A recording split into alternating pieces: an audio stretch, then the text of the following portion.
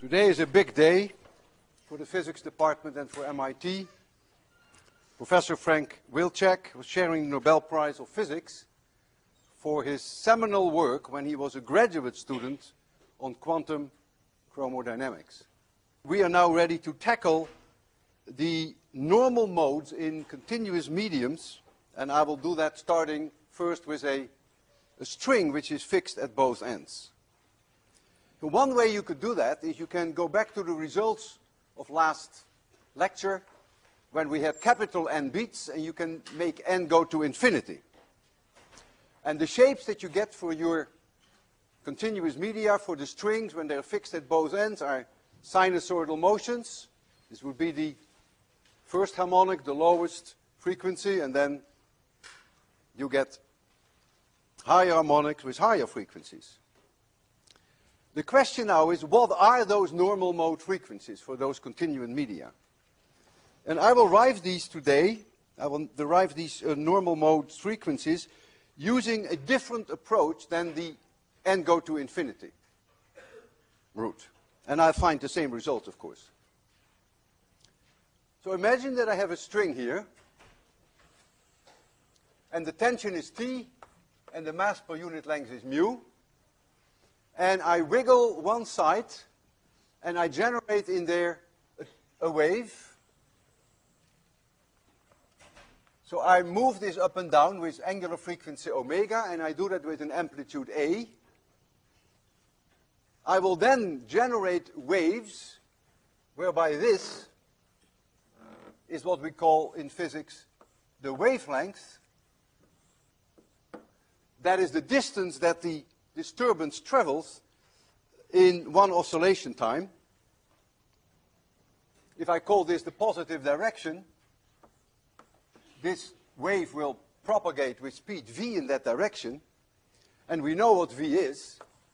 V is the square root of t divided by mu. We derived that last time.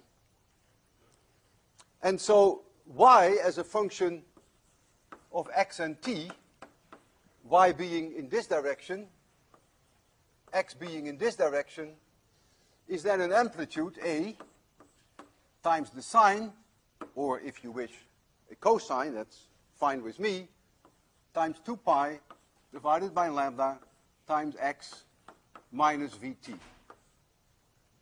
Let's first make t equal 0. Then you see what you have here, the sine 2 pi over lambda times x. If you take x 0, then you find 0. And if you make x larger by an amount lambda, you get 0 again. So that's why lambda is called the wavelength. The pattern repeats over a distance lambda. Clearly, this must be a solution to the wave equation, because any single-valued function I told you, which is a function of x minus vt, satisfies the wave equation. And so this one does too. Now lambda is v, which is this v, times the period of one oscillation, for which I will write a p today, not a t, because I don't want to confuse you. And that p is obviously 2 pi divided by omega. This is my omega, with which I am shaking. And so omega, which is then my frequency, is 2 pi times v divided by lambda. I will introduce, for 2 pi divided by lambda, a new symbol, which I call k, which is called the wave number. It has dimensions meters minus 1. This is done in most books. It is unfortunate that French calls k 1 over lambda. It's not his fault, because in the old days it was always done that way. I will follow the convention of Becker, Fehr, and Barrett, and I will call k always 2 pi over lambda. If I use that new k, then I can rewrite this in a form that you see very often, but there's nothing wrong with that form. That would now be a times the sine of kx minus omega t. Notice the 2 pi lambda over lambda becomes k, so that is kx, but omega is always k times v. And so this form is nice in the sense that if you have these two numbers, you know immediately what the frequency is, that's non-negotiable, and you know immediately what the wavelength is, it's 2 pi divided by that number, and you even know that the ratio of those two, omega divided by k, is your v, which is that v. So it's a nice way of writing things down. Now I'm going to not only generate a wave on this side that moves in this direction, but I'm going to generate one that goes in this direction. And then I want to see what they do together. And so this is now the wave that goes in the positive x direction. I call that my positive direction. And now I'm going to have another one, y2, xt, same amplitude, same frequency, therefore same wavelength, but now it's going not in this direction, but it's going in this direction. Notice there's a plus here, where there is a minus there. And so I want to know now what the sum of these two is, because one is going like this, another one is going like this. So I want to know what the superposition of those two waves do. And so y, which is then the total displacement, is y1 plus y2. And so I get the sine of alpha plus the sine of beta. That is twice, so that becomes 2a times half the sum, the sine of half the sum. Half the sum becomes kx times the cosine of half the difference. Half the difference would be minus omega t, but minus and plus for cosine is the same thing, so I will just write down cosine omega t. And this now is a very unusual wave. All the spatial information is here, so this is all the spatial information, and all the time information is here. And so whenever this sign is 0, if the x is such that the sign is 0, that's tough luck, then that location x never moves.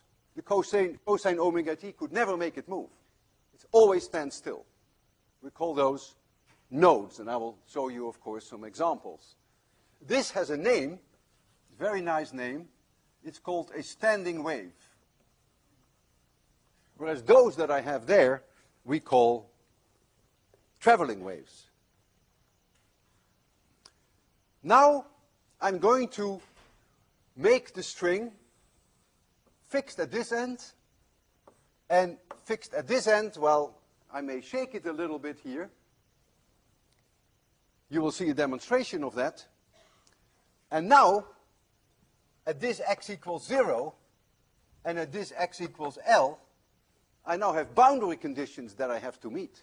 Y cannot be anything but 0 there, because it's fixed. And so I now demand that at x equals 0, and at x equals L, that y must become 0. And so the only way that that can be done is that you only allow certain values for k to exist. And those values for k, which I will now give a index n as in Nancy, which is going to be the normal mode, n equals 1, 2, 3, 4, is now going to be n pi divided by L. Clearly, if x is 0, oh, sorry, we're here. If x equals 0, then surely we are here, then the whole thing is always 0. That's not an issue. But you see now, if x equals L, then you get n times pi. And so again, the sign becomes 0. So I've met this boundary condition that this point cannot move. So lambda of n, which is 2 pi divided by k of n, that's the way that I defined k of n, then becomes 2L divided by n. N being that 1, 2, 3, 4, 5.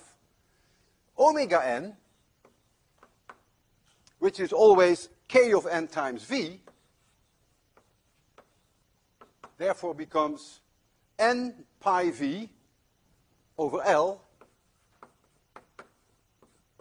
And the frequency in hertz, if you prefer that, is 2 pi smaller, would become NV over 2L.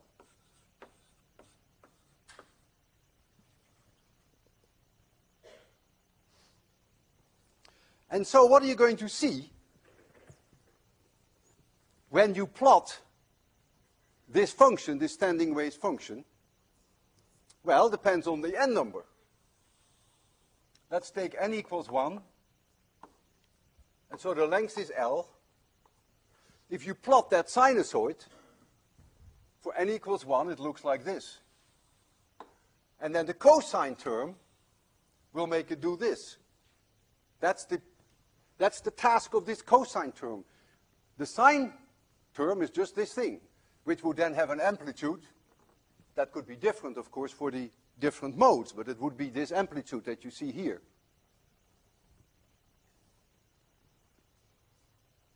We call this one the fundamental. It's the lowest normal mode, but we also call it the first harmonic. I will do both. I will sometimes refer to this as a fundamental because I'm more used to that, but I will also refer to it as the first harmonic. Lambda 1 is 2L. It's just staring you in the face. In order to make a full wave out of this, you have to add this. So lambda 1 is 2L. And of course, when you look here, lambda 1, 2L divided by 1. That's exactly what we had there. So now we go to n equals 2, which is called the second harmonic. So let me write this down. So this is called the fundamental, which is also called the first harmonic. And this is then called the second harmonic, whereby the point in the middle stands still. And then the cosine term will make it change shape like this. It is unfortunate that there are books that call this the fundamental and this the first harmonic. That's enormously confusing, because now you have to start from 0, which is the fundamental, and then n equals 1 is the second harmonic. I will never do that. This is always for me first harmonic. This is always the second harmonic. And so for n equals 2, you see immediately that lambda 2 is simply L. And that's exactly what you see here. And then you can put in the third harmonic, and I will demonstrate this very shortly. So here you have an omega 1, and here you have an omega 2, and they follow this pattern. Omega 2 is exactly twice omega 1. Because when you make n equals 1, you have omega 1, and when you make a 2, you get twice that much. So now you see that the ratios omega 1, omega 2, omega 3 relate as 1 to 3 to 4 to 5.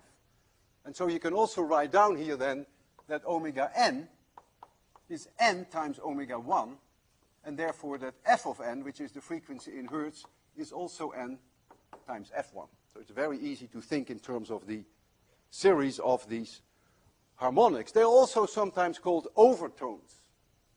When we talk music next Thursday, I will often use the word overtone. So if the lowest frequency in this mode were 100 hertz, then the second harmonic would be 200 hertz, the third harmonic would be 300 hertz, and so on. Now when I'm driving this string at one end, I will have a wave going in and have a wave coming back. That is exactly the recipe that I need for a standing wave. I get reflection here, and so I have one wave going in and I have one wave coming back. And if I drive these at these discrete frequencies, which are set by the boundary conditions, then the system will react very strongly, will go into resonance. You build up a huge amplitude because you keep feeding in waves and they keep coming back, so the whole thing starts building up. And that is the idea of resonance, and resonance and normal modes are one and the same. So that's the normal mode of these strings, fixed at both ends. We also refer to them sometimes as natural frequencies. These points here have a name. They're called nodes. So this is a node, and this is a node. And these points here, also here and here, the ones that have the largest amplitude, are called antinodes. In Dutch we call them tummies, very strange. We call them buiken. Buiken is this.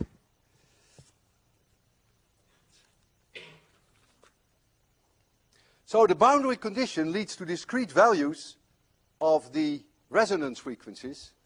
And if this were quantum mechanics, we would call these eigensolutions and eigenstates. So if you want to write down now the situation for your nth mode in its most general form, then you would get y as a function of x and t in the nth mode would have its own amplitude, a of n, whatever that is. You can pick that for different values of n. And then you have here the sine of n pi times x divided by L. And here you have the cosine of omega nt. That then meets the boundary conditions for two fixed n's. And any linear superposition, any combination, various values of Nancy n and various values of a will satisfy the wave equation. So this string can simultaneously oscillate in a whole series of these normal modes. And when we do music next Thursday, you will see that actually. I will demonstrate that to you. What I want to show you now is that if I take a string, I need again assistance. Even though it has spring-like qualities, we will treat it as a string. Then I will show you that if I drive this at the end at the proper frequencies, that I can generate the resonances and I can make you see the normal modes. So who is willing to assist me this time? You were dying last time also, right? But Nicole won the battle then. Okay. So hold it in your hand firmly. Just walk back and do nothing. Just walk back, walk back. We need a little tension on there. Okay, that is fine. So I'm now going to wiggle this. This is really a fixed end. You will see when I hit resonance that my hand is hardly moving at all, because I keep pumping waves in and they keep coming back at me and the amplitude will build up. And then I have to search for these resonances, and when I hit one, I know I hit one. You will see why I know it. I feel it in my stomach, I feel it in my tummy, I feel it in my brain, in my hands. My whole body knows I hit resonance. And you will see that. Okay, there we go. This is the lowest mode. This is n equals 1. And notice that my hand is hardly moving at all. So my hand, for all practical reasons, is really a fixed end. So you get that solution. So I will now try to find the second harmonic, which would end up then as a node in the middle, in addition to nodes at the end. Is that it? Yeah? And again, when I hit that resonance, which is a normal mode, notice that my hand is hardly moving. And boy, do I feel it. I really know that I am on resonance. I can try the third one, in which case you would see two nodes in the middle and two at the end. Is this the third one? Wow, I'm good today, am I not? You see? Very clear, these points stand still. The normal modes. Oh, you're not supposed to do that. Oh man, you're ruining my demonstration. So now I will try to generate the highest frequency normal mode that I can. And so you count the number of nodes in the middle. And if you find 5, then that's the 6th harmonic. I think I can do better than that. But it's not so easy to get a very high frequency, so you do nothing because you would really ruin it. Yeah, I'm getting there. Got it. Oh my God. No. You shouldn't have moved, you see. No, it was not your fault. I'll try it again.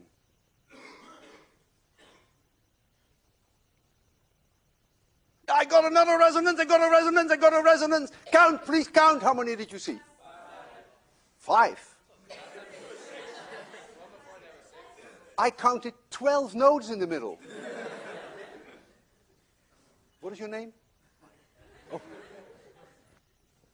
All right. So this is the way it works, that you see normal mode solutions, which either result which result in standing waves, and the demonstration speaks for itself. I have here a rubber hose which we are going to excite in the fifth harmonic. Let's see how that works, whether we were close.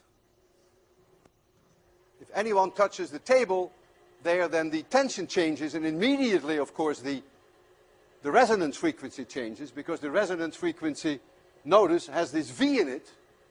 So the moment you change T, it's different, but it's not bad. And so now I will strobe this one for you, because you have no idea that what is happening, that it's going like this. It's going too fast for you. And so I make it easy on you. If you turn the lights off, thank you. So I'm going to strobe it for you, and then I can more or less make the rope stand still, but I can also offset the frequency of my strobe light a little bit, so that you actually see the rope move very slowly. So I can purposely give the strobe light a slightly different frequency. So that's what I'm doing now. You see, it's a slightly... So you have no doubts anymore about the fact, no doubts that indeed, if the middle goes up, the one on the side goes down, and vice versa. What I can also do, to turn this into a work of art, if I can turn this one off again, yes I can. I worked with an artist who actually liked these things a lot. So I can also strobe it twice as often. So this is actually, the frequency of the rope is about 9 hertz. So my red light was close to 9 hertz. The green light is 18 hertz. And a little bit off.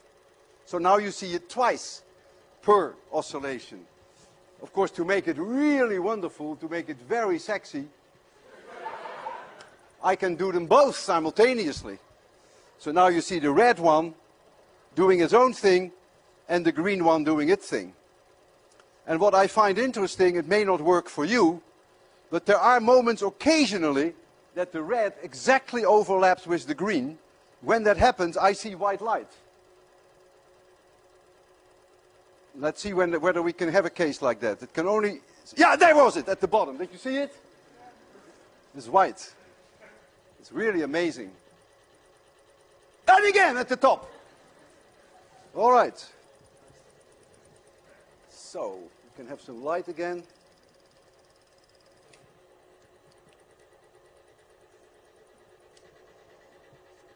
Thank you, Marcos.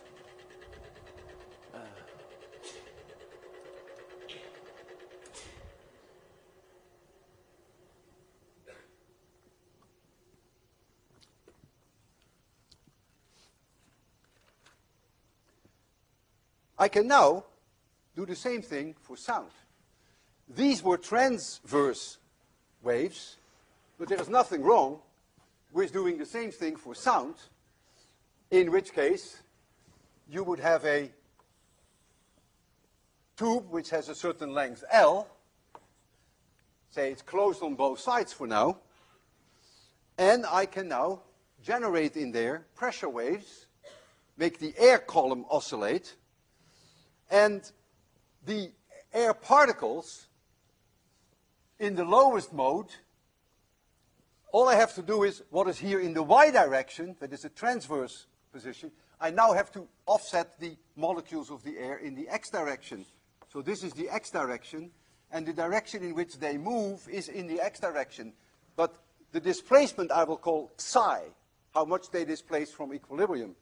So in the lowest mode, that means in the fundamental, in the first harmonic, in the middle the motion would be very large, like the y is very large, and then it's a little smaller, and a little smaller, and here it would stand still, and here it's a little smaller, here's a smaller, and here it stands still. So therefore, in terms of psi, which is the position of the molecules, this would be a node, and this would be a node, and this would be an antinode in the case of the first harmonic. And so I could write down that psi in its nth mode as a function of x and t is then effectively the same as my y that I had before, except I have to replace y now by xi. So I give it some amplitude, a of n, then I get the sine of n pi x over L, and I get the cosine omega n t. So the equation is completely identical. However, keep in mind that omega n, which is this value, which is n pi v over L, that is no different. That is again n pi v over L. But v is now the speed of sound. It's non-negotiable. V is 300 meters per second, and you're stuck with that.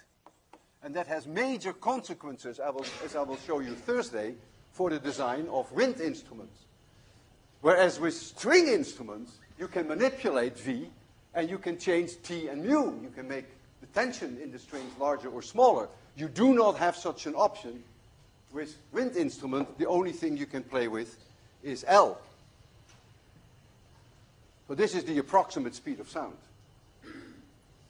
More often than not, do we express the standing wave in case of sound in terms of overpressure. So we don't look at the displacement of the air molecules, which I did here, which is psi, but we want to know where the pressure is larger than 1 atmosphere and where it is lower than 1 atmosphere. It's the same idea, but it's very often done. Now keep in mind that if these particles flow in this direction and pile up here, that the pressure here becomes high and the pressure here becomes low because the particles move away from it. So that means where you have a node in psi, you always have an antinode in pressure. So these are the locations where the pressure becomes high, and the pressure here, the overpressure over and above ambient, is zero here. There is nothing that prevents the pressure from building up. These particles are free to move. And so if you write it down in terms of P, which is now overpressure, it is not the total pressure, but it is what is over and above 1 atmosphere, then you get some amplitude in pressure. I give it just a P of n, and now I get the cosine of n pi x over L, and then I get the cosine of omega nt. And you understand now why you get the cosine, because the antinodes are now here at the ends, which is the consequence of the boundary condition. If I drew a curve, if I made a plot of the pressure, I will do it here so that it doesn't become too cluttered. So here is now 0, and here is L. If I put here the pressure, then in the first harmonic, the fundamental, here is a pressure node in the middle, where there was an antinode for psi, there is now a pressure node in the middle, and then the pressure will change in this way. So this is now n equals 1. So the pressure here at one moment in time is high, then it's 0 here, and then it is low here, it is below ambient pressure, and that, of course, is changing with time, with the cosine omega t term. And again, you see that lambda 1 is, of course, 2L. There is no difference there with the string.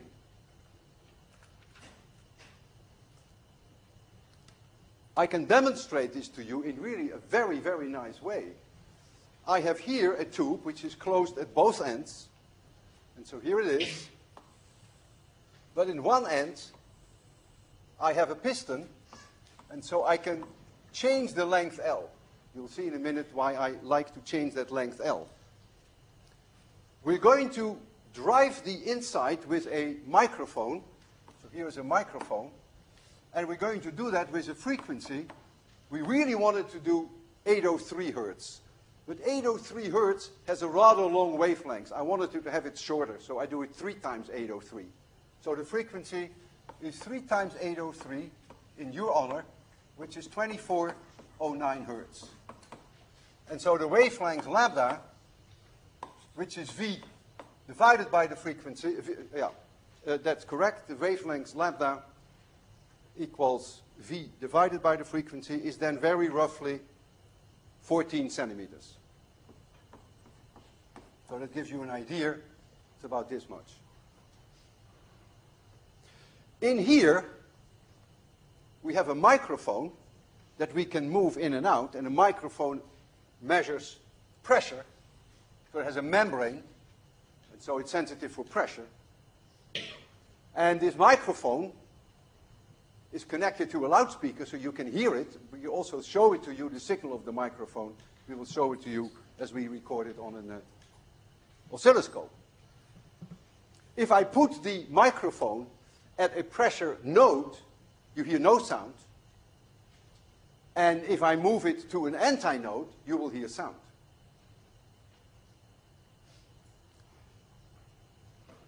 I will create in here pressure nodes, nodes, nodes, nodes, nodes, nodes, which are always half a wavelength apart.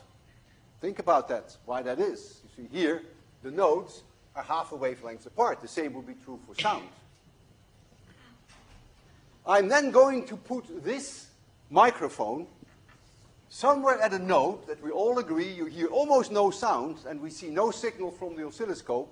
And then I'm going to move it back and search for 1, 2, 3, 4 nodes. And then I know that this distance is going to be 2 lambda.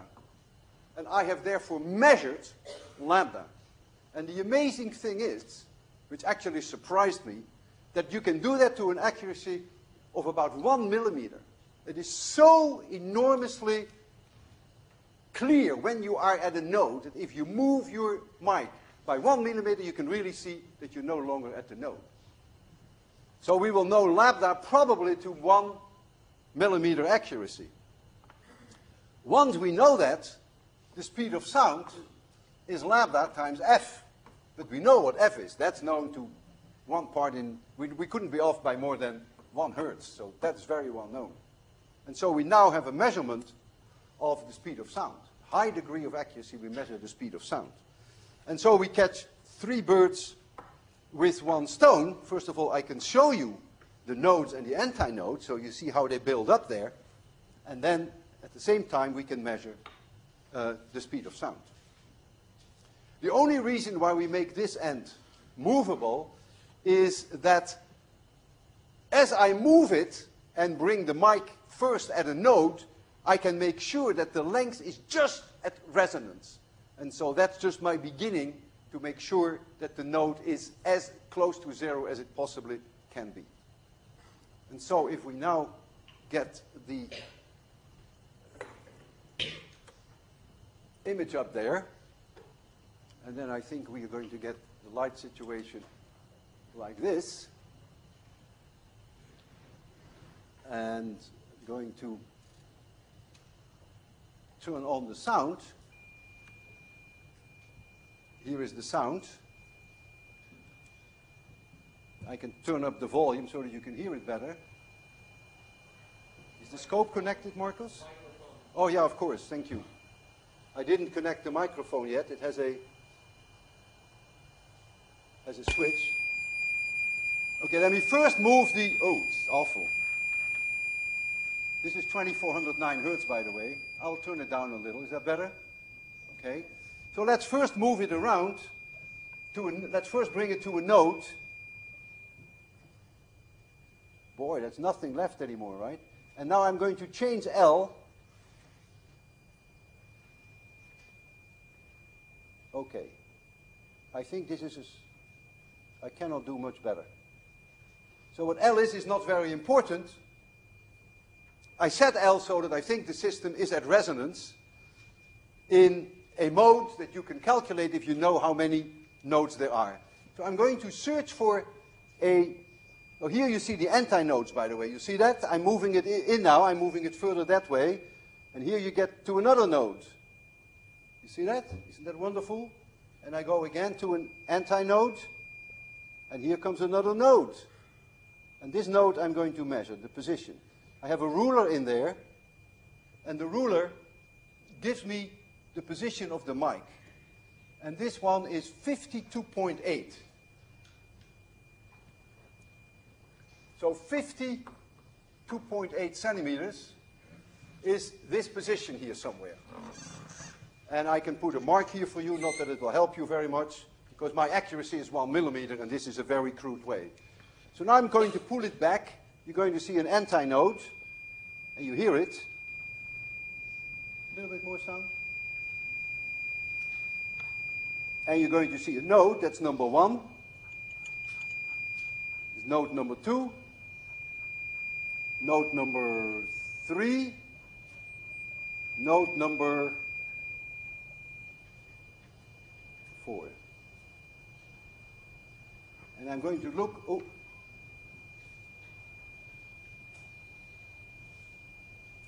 and I'm going to look now at the reading, and I read 24.3. So I read 24.3 centimeters. So I subtract them, that is 5, 28.5 centimeters, and this is 2 lambda. And I know this really to, I would say, to a millimeter. Certainly no worse than 2 millimeters. And there is no uncertainty for sure in the F. If you can give me the light back. So I can now calculate what the velocity of sound is. So that is 28.5. I divide that by 2. That gives me 14.25 centimeters. This was just a rough number that I gave you. And now I multiply that by the frequency 2409. And then I find 343. So V is 343, I would say, plus or minus maybe 2 meters per second. So we've measured the speed of sound to a high degree of accuracy. And of course, at the same time, you have seen this wonderful resonance normal mode behavior where you see the nodes and the antinodes, in this case, of pressure. Earlier you saw them here in terms of transverse motion. Now you have seen them in terms of longitudinal motion. There is energy in a traveling wave. If I have here a traveling wave, which is moving in this direction, has tension T, mu is the mass per unit length, then I can write down y as a function of x and t.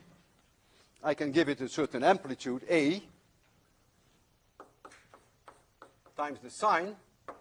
And I can write this now in many different ways, but let's write it down in this form, k times x minus vt.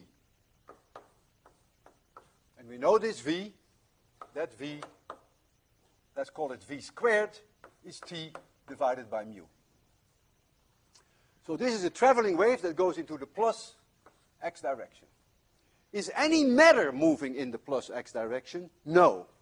But is anything moving? Yes. It is moving in the y direction. So since these particles have mass and they are moving in this direction, there is kinetic energy due to the motion in this direction, not due to any mass that moves along. No mass moves in the direction of here. Suppose I carve out here a section dx. So this is the direction of x, and I take a small section dx. Then the kinetic energy, dE kinetic,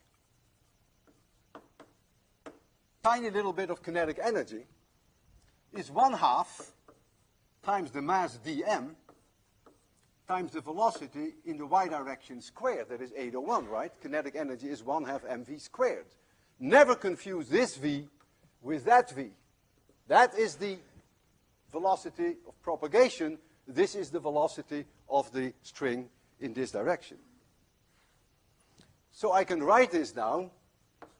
dm is obviously mu times dx. If I have a length dx here, and I have mu kilograms per meter, so I get here 1/2 mu times dx. And for this, I write down dy dt squared. Is the velocity in the y direction, and I use partial derivatives because I do it at a given location for x. So what is dy dt? Well, that's easy. That's a piece of cake. There is my function. So I get an A. Then I get a K and a minus V. So I get a minus and a K and a V. And then the sign becomes a cosine. And so I get K times X minus Vt. I should have put brackets around there too, but that's self-explanatory. And now I want to know what the square of this is. So I'm going to square this. Now I can calculate what the total energy is, kinetic energy, in one wavelength.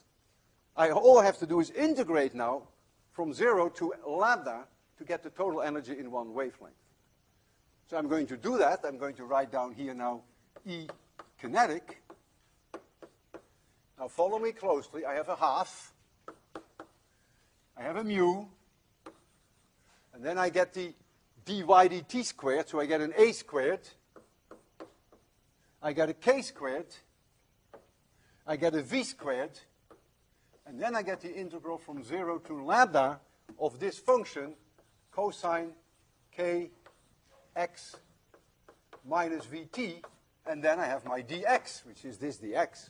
That's what the integral is in the direction of x, yeah? Yeah, thank you very much. Extra course credit. What is this integral? Maybe you don't remember, but I've done this often enough that I do know. The integral of cosine square of that function is lambda divided by 2. And I leave you with that. That's a very easy exercise. And I can also take the v square out and write for that t over mu. So E kinetic now, and this is in one wavelength. This is my shorthand notation. So all I'm calculating for you now is how much is in one wavelength. So you're going to get now 1/2 mu. You get an a squared. The k squared I can write down as 4 pi squared divided by lambda squared. For the v squared, I can write down t divided by mu, and then I have my lambda over 2. Well, this mu kills this mu, this 2 kills this 4 and this 2, and 1 lambda kills 1 lambda here.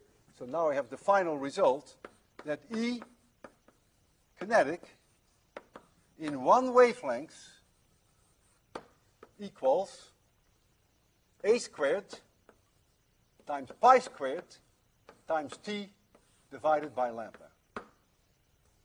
Now, if you look at this and you ask me, is that obvious? I would say, not to me. There is a t, there is a lambda. My goodness. And I can also cocktail the whole thing. I can get the t out and get a v back in again. And I will admit that I don't have a very good feeling for this function, except for one. I do know that always the energy in a wave is always proportional to the amplitude squared. You're going to see that when we do electromagnetic waves in 803, it's always proportional to a squared. So that's the only one for which I may not have a feeling, but I know it's got to be there. And the rest, I will leave you with that to see whether perhaps you can talk yourself into understanding why you see the symbols where they are. Now clearly, there is also potential energy, because it takes energy to make that straight line into a curve. And that means work that you have to do. You have to squeeze, to stretch it. There's a tension and you have to stretch that. And so you have to do work to just get the shape. And that is potential energy. And the potential energy per wavelength, which I want you to do on your own, it's worked out nicely in French, I will not do it today, happens to be exactly the same as the kinetic energy, which is by no means obvious. So the potential energy per wavelength is the same as the kinetic energy per wavelength. And so what that means then is that the total energy in a traveling wave is twice this. Kinetic energy plus potential energy. That is the total energy in a traveling wave.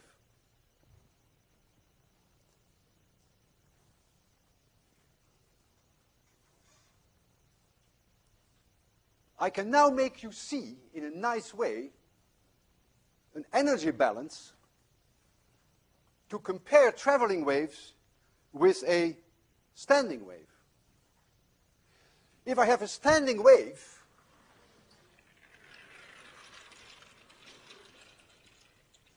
and the standing wave is like this, and I do this, I look at this picture at the moment that the wave stands still, that Vy is 0, so it goes like this. That's a standing wave, you've seen that. I do it at this moment, there is no kinetic energy. There is only potential energy. A little later there is only kinetic energy and there is no potential energy. And a little later there is only potential energy and no kinetic energy. If I pick that moment that it stands still, then I know that that's the total energy.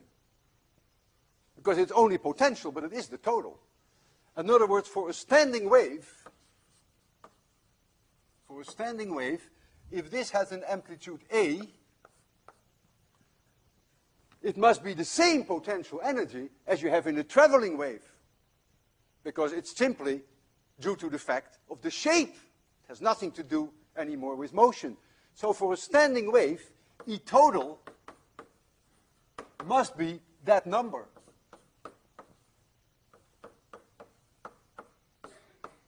Whereas for a traveling wave, you have kinetic energy plus potential energy, so you have twice as much. Now I can convince you, and that was my plan earlier today, that if I have one traveling wave with amplitude 1/2 A, and I have another traveling wave again with amplitude 1/2 A, I know that I'm going to make a standing wave with amplitude A. Right? Because 1/2 A and 1/2 A, when we added them up, you got twice, here you got this 2A. But there must be a certain amount of energy in that wave that comes in, which is 1/2 A, and a certain amount of energy in this one. And when you add those energies up, you must exactly get the energy in a standing wave, because no energy was lost. So therefore, I make the following statement now, which is testable, that two traveling waves, each with amplitude 1/2 A, I'm going to compare them with a standing wave with amplitude A. There must be the same energy in a standing wave with amplitude A as there is in two traveling waves with amplitude 1/2 A. Did we follow that? Was that too difficult? Because we know that we can make that way the standing wave. Now, okay. We know that the total energy in a traveling wave is this. But we have two of them. So in the traveling waves, in two traveling waves, we have two. Then we get that 2 there, that's non-negotiable. Then we get pi squared. Then we get T. And we divide by lambda, but the amplitude A that we have there is now 1/2 A. Yeah? Is that too difficult? I give it an amplitude 1/2 A. So now I get 1/4 times A squared. So this is the energy in two traveling waves. Do we agree? What is the energy in one standing wave with an amplitude A? Well, we have the answer here. In a standing wave, all the energy must be A pi squared T divided by lambda. Look at it. They are the same. This 2 and this 2 and this 4 eat each other up. Just a second. So you see the consistency, I'll give you a chance, that two traveling waves making up one standing wave, in the exercise I did earlier, that indeed energy is conserved. The energy in the two traveling waves with half the amplitude gives you then a standing wave with A. Yes? A squared. Thank you very much. Always A squared. And what I said, energy is always A squared. Thank you very much.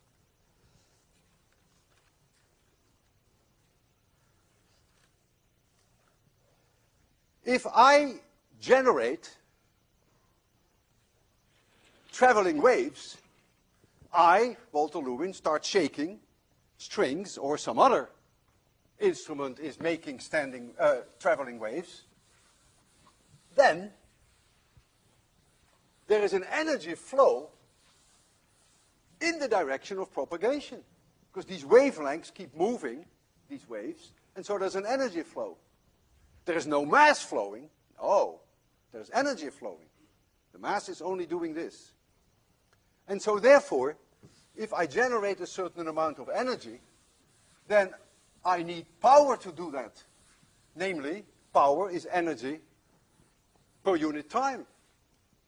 And so I can now very easily calculate for you the power to generate a standing wave.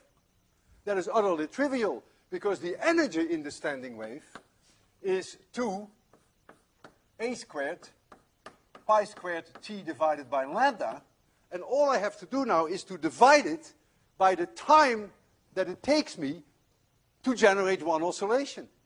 So that's the period of the oscillation. And the period of the oscillation, I try not to put too many p's in there, and I hate to call it t, so the period of the oscillation is the same as 1 over the frequency. And 1 over the frequency is v divided by lambda. So therefore the power is simply the energy that I'm generating, and v divided by lambda is the same, is 1 over the period of one oscillation. Energy divided by period, the time that it takes to make one oscillation, is per definition power. And so then you get the result here, you get a lambda square here, and you get a v there. There should be 2 there because this is a standing wave. Excuse me? This is a standing wave, right? This is a traveling wave. It's good that you ask that. I am generating a traveling wave. I have to do work. For every wavelength that I produce, this is the amount of work that I have to do. Do we agree? There is energy in the potential energy, because I have to give it that shape, and there is kinetic energy because it moves. If I generate this amount of energy, what is your name? James? James, if I generate this amount of energy, and I divide that by the time that it takes me to generate that energy, I get the power, the average power that I have to put in. It's really average power. And so I have to divide this by the period of my oscillation, the time that it takes to make one oscillation. And that is lambda divided by v. That is the period, and so I have to multiply this by v divided by lambda. So this is really what we call frequency. And so now you get the power. And so you can move energy from one point to another without any mass moving. All right. This is an ideal moment for a break and for a fatherly talk. I've had some very interesting email exchanges with quite a few of you. And as a result of that, I have decided to lower the 10% of the mini quizzes to 5% and to raise the homework from 10% to 15%. I think that will make probably most of you happier. Though not all, some of them thought it was fine, but I think most of you will be happier.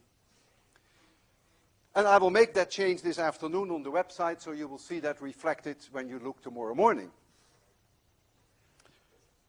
I will also be more careful that the people here in the front row don't have 5 minutes and the people in the back maybe only 1 minute.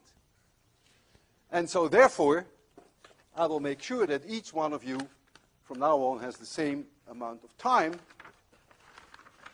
And so what I'm asking you now is not to start until everyone has, and then I will blow the whistle, and then I will give you 5 minutes.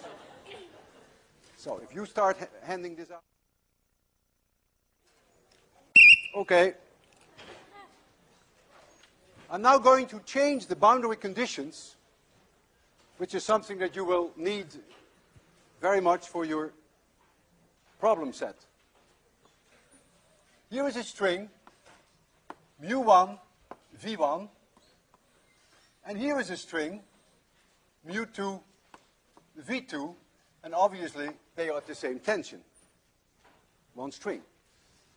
And so v1 is the square root of t divided by mu1, and v2 is the square root of t divided by mu2. I will call this point here, for simplicity, x equals 0, that is the junction, and this is the y direction, and this is the x direction. And I'm going to have a wave coming in from the left, which I call the incident wave. Incident, I will give that an I, moving in this direction, and then there will be a reflection, which I call R. Something may come back, so that goes into this direction, both in medium 1. This is medium 1, and this is medium 2. And then something is being transmitted into the second medium. I will give that subscript TR, and that is going into medium number 2. And that's what I want to evaluate now. Now I have boundary conditions at x equals 0. I told you earlier, all of 803 hangs together, the wave equation and boundary conditions. And that's true. The boundary condition is that at x equals 0, y1 must be y2, unless the string breaks. So the y right here must be the same as the y right there, otherwise there would be a break of the string. But not only that, dy1 dx must also be dy2 dx. If that were not the case, there would be a kink in the rope at the junction, and a kink would mean that there is a tension here and that there is a tension here, which would give a net force down, but the junction itself has 0 mass. And so that would give an infinite acceleration. So you can never have a kink in a string, not even when it is connected like this with another string. So it must be something that is always fluent here. Or it could be like that, or it could be like that, but it cannot be like this. And so that's then the condition that the derivative, the spatial derivative from the left must be the same as on the right side. So let us start with an incident wave. Comes from the left. And so y1, yi, I, is incident, has some amplitude a of I, that is the amplitude of the incident one, times the sine, and I'm going to write this now. I can write that in many different ways, but I'm going to write this now as omega 1t minus k1x. That's clearly a traveling wave that moves in the plus direction, because the signs are different. And now I have a reflected wave, amplitude A reflected, times the sine, obviously the same frequency, but now I get plus k1 times x. Notice the difference in sign. This one is going this way, this one is coming back. The amplitudes are different, but the k's are the same, because the wavelength in medium 1 is the same. The k is 2 pi over lambda, and that wavelength is not going to change for this wave as it is for this one. And so now I get the transmitted one is amplitude transmitted times the sine of the same omega, because if this junction shakes up and down with frequency omega, that's the same for both media. So omega is a given. You can't change omega. You can't say omega is different from the right side than it is for the left side. In other words, omega 1 is v1 times k1, but that is also v2 times k2. It's the same omega.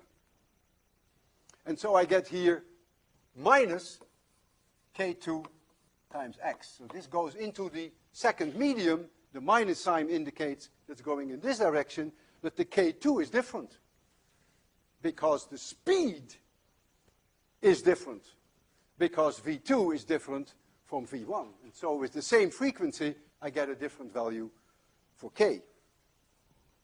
So if now I go to my boundary conditions, y1 equals y2, which you see here, then I get there that a of y, a of I, so x equals 0, at any moment in time, I must meet that condition. So a of I plus a of r must be a tr. If not, then the string would break. I can now take the derivative of my function, dy1 dx. And so when I do that, I get the first one is going to be an a of I, and then derivative against x gives me a minus k1 here. And then I get a cosine of omega 1t, because x was 0, remember. So I get a cosine omega 1t, but each term will have a cosine omega 1t. So I will dump all the cosine omega 1t's. So I go to my next one, which gives me now plus a of r times k1. And that now, this is the left side. This is my dy1 dx, and my dy2 dx in my second medium is now this one. Gives me a minus k2 times a transmitted times minus k2, and I dump the cosine. So this is the second equation, and you could solve these two equations easily, except you have two equations, with three unknowns. You have ai, ar, and a transmitted. And of course, you cannot solve two equations with three unknowns, but what you can find, that is the only goal I have, is the ratio of the amplitude of what comes in over what comes back. That's my whole goal. If you calculate for this one k1 over k2, and you substitute that in here, then you can replace the k's by the ratios of v's. You see that? So you take k1 divided by k2, and you get rid of your k's. So when you do that, you get a of I minus a of r times v2 equals a transmitted times v1. So that is simply combining these two. And so now all you have to do is calculate the ratios of those amplitudes for this equation, one equation with three unknowns, and the second equation with three unknowns. And what comes out of that, this is also worked out in French, what comes out of that is that the reflected amplitude over the incident amplitude is v2 minus v1 divided by v1 plus v2, and a transmitted divided by amplitude of the incident one is 2v2 divided by v1 minus v2. Sometimes I call this with shorthand notation R, reflectivity, it's the ratio of amplitudes, and sometimes I call this shorthand notation TR, which is transmittivity, the ratio of the amplitude that penetrates the second medium divided by the one that came in. So that is just my shorthand notation. We can now do some interesting examples, and you will begin to understand what is happening here. Take an example, for instance, that mu2 is infinitely large. That's a wall. So in other words, that second string is a wall. If that second string is a wall, you better believe it, that that point cannot move. The incoming wave couldn't possibly move the wall. So this is the same as what we earlier called, it's a fixed end. In other words, v2 is 0, right? Because if mu2 is infinity, then v2 is 0. So now I go to those equations, and I say, what is now r? v2 is 0. Well, if v2 is 0, I get minus 1. Hey! Minus 1, that means when a mountain rolls in, what comes back? A valley. And when a valley rolls in, what comes back? A mountain. And we've seen that. We demonstrated it last time.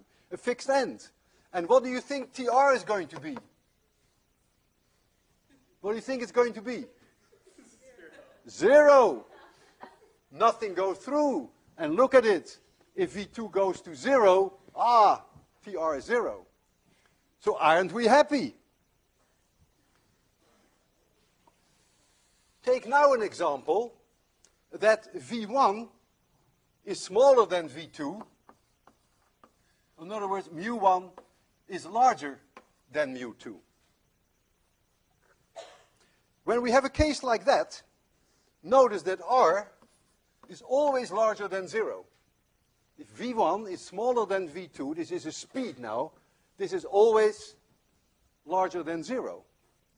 What that means, just a second, I'll give you a chance. What that means that a mountain comes back as a mountain. Now the amplitude of the mountain will be changed, but it comes back as a mountain, because that's the plus sign. And notice that the transmittivity is always larger than 0. It never gets a minus sign. Of course it cannot get a minus sign. That you can explain to your kid brother, because if a mountain comes in here, that point is going to move up no matter what. And if this point is going to move up, what goes into the second medium is a mountain. And if this point goes down, because it is a valley, that what goes into the second medium is a valley. So it is completely logical that here you never can get a minus sign, but here you can. There was a question.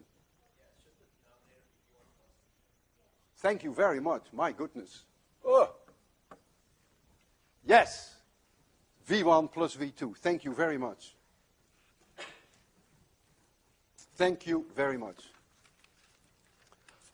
So now, we take an example which is absolutely thrilling. V1 equals V2. That means mu1 equals mu2. That's another way of saying there is no junction. It's just one rope, all the same material. Well, if there is one rope with all the same material, do you think that anything will reflect? Of course not. So I predict, without even looking at the result, that R is 0 and that the transmittivity is going to be +1. Let's check that. When V1 is V2, this is 0. And when V1 is V2, you just corrected me at the right time, by the way. When V1 is V2, you see that this goes to +1. With the minus sign, it would have gone to infinity. I would have caught it. But you got it earlier. Okay, so now let's do a specific example whereby we give some numbers, because that's what I plan to demonstrate. So the example that I have in mind is that V1 is 2V2.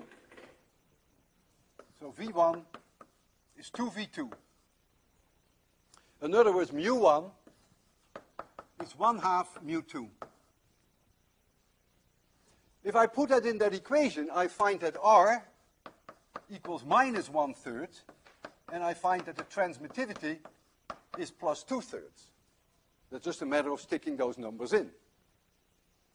And that means then the following, that if this is my incident wave, so this is now the incident one, and the incident one, say, has an amplitude 1, and is moving in this direction, that the returning one has a amplitude which is 3 times smaller, and it is flipped over, but it has the same length because it has the same speed. So suppose the returning one were here, then you would see the returning one with only 1/3 of its amplitude. So that's about here. So you would see something like this. And it would be moving in this direction. And this amplitude is 1/3. And now, what goes into that medium number 2 is a pulse with 2/3 the amplitude. So this is the 2/3 mark. So the amplitude is only 2/3, but since the speed is lower, because notice the speed is lower, therefore it shrinks. And so not only will the amplitude be 2/3 of the incident one, but this length will only be half. And so you will see this. And this is now 2/3. And this is moving with velocity v2. This is moving with velocity v1, and this is moving with velocity v2. So that's the meaning of R and TR. There was a question here.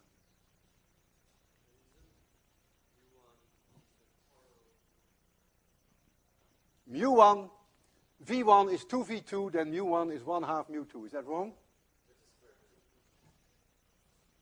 Yeah, you have a good point. Let's just remove it.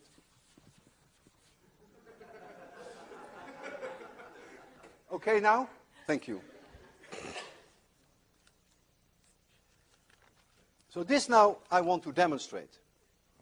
And the way we're going to demonstrate is we're going to use this machine.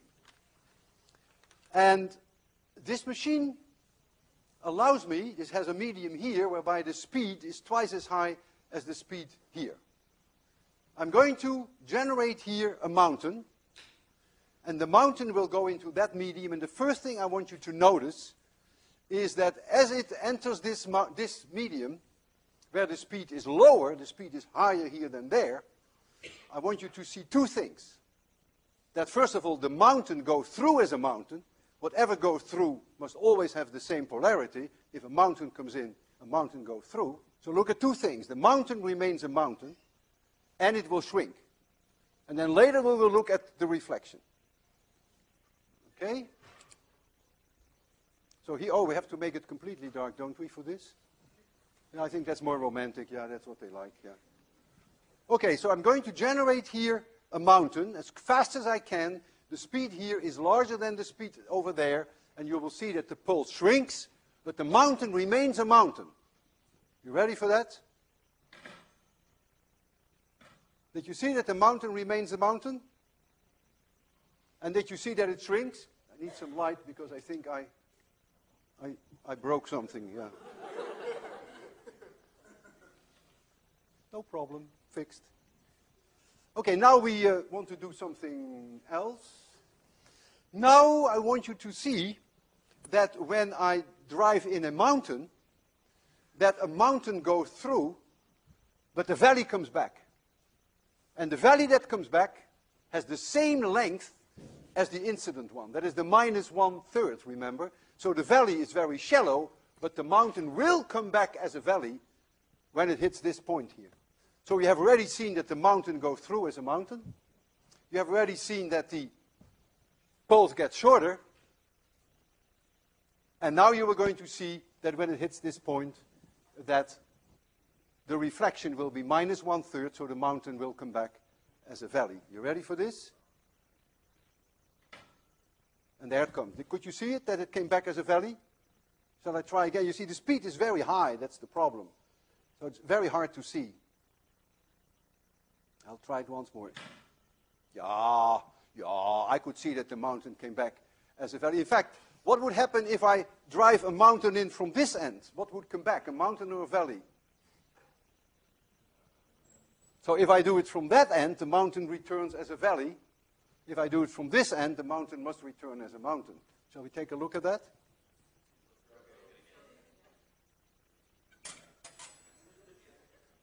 And it comes back as a mountain. I'll do it once more.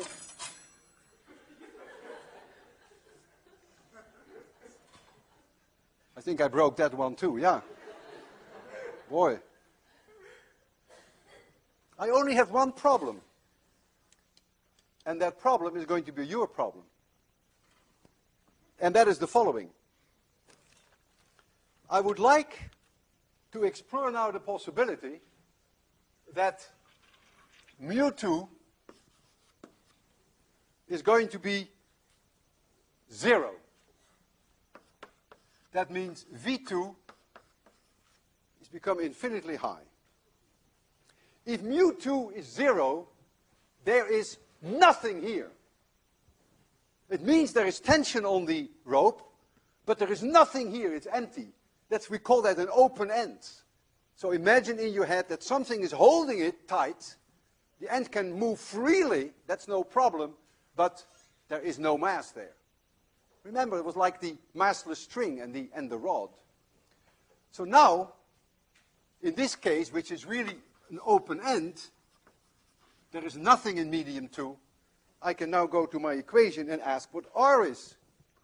And I will be very pleased when mu2 is 0, when V2 goes to infinity. When V2 goes to infinity, this is +1. Mountain comes back as a mountain. All of you predicted that last time. An open end, a mountain comes back as a mountain. Yuppie, physics works. What do you think is going to be the transmittivity? 0, yeah, that's what you think. Put in there V2 equals infinity. Now that takes you by surprise. +2. Holy smoke! What is going on here? If this were true, we would have solved the energy crisis of the world.